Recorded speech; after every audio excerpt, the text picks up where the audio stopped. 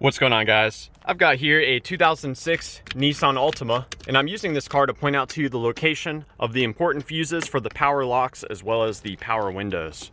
So we're going to begin by inspecting the fuses inside the car. So real simple to remove this cover.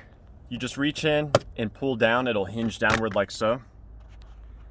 Now the first two fuses I'm showing you are important for both the power windows as well as the power locks. So that's going to be this 10 amp fuse down here at the bottom, as well as this 10 amp fuse right here. Both of these fuses work to provide power to a module that communicates with the window switch. So definitely check both of those out. Now, as for the power locks, there's an additional fuse right here. This 10 amp fuse that I'm pointing at right there, not the one all the way at the top. These are spare fuses located up here, but it's this 10 amp fuse. And this fuse is very important because this is tied into the system that detects if you have the key inserted in the ignition switch or not. So definitely very important to check there. Now, as far as the power that comes for the actual window switch motors, as well as the door lock actuators, we're gonna find that under the hood. So let's move there now. It's going to be inside of this small, they call it the fusible link box. We open it by just pushing on this tab and lifting it up. And it's an unusual fuse.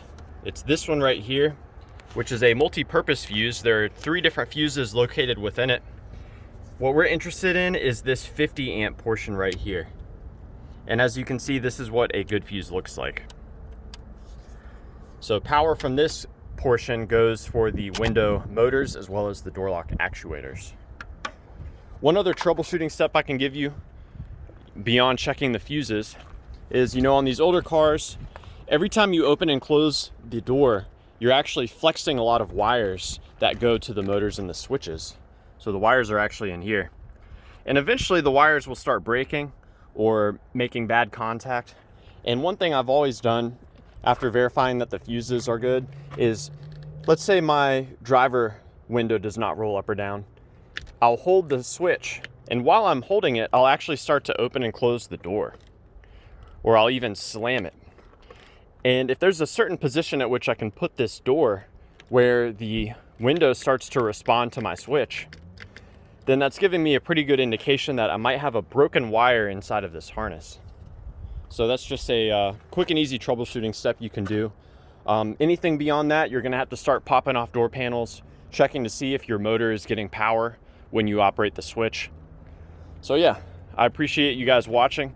Please do chime in if you have any questions or if you've got any advice.